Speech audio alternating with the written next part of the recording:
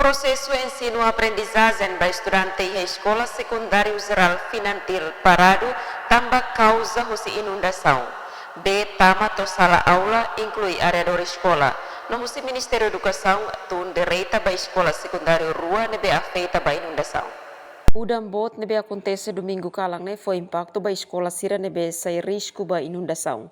Hanesang escola secundária geral finantil, segunda ne processo ensino-aprendizagem ba estudante sira tem que parado, tambah B tama hotu sala de aula. Diretor Nasional Ensino Secundário e Ministério da Educação, Benjamin Gomes da Cruz Fernandes, Baestel e a Escola Secundário Geral Finantil ai muting segunda nedehan, ensino secundário geral e a dililaran e a rua mak afeita ba inundação.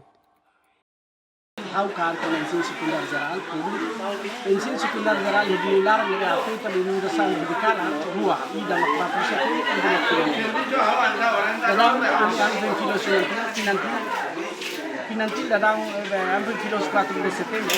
4 de setembro, bem, como sabem, a maneira se supera um aluno processo de aprendizagem lá normal. So, e a finantil, a ver, também maneira de condição lá permite alunos a escola. Então, alunos a tirar lá, a preparar condição lá, a bolsa atender, a bangalho, vai atender o processo de aprendizagem lá normal. Benjamin Mosdihantan, Escola Secundária Geral número 4 de setembro, processo de aprendizagem lá normal. Mas bihus escola finantil mak bese na kuno. Benghira normaliza ona mak aban o benrua, ensino aprendizagem belelau normal.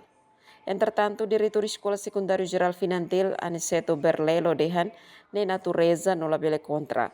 Problema mak escola ne benghira udang sempre afeita ba inundação. No aprendizagem tem que parado.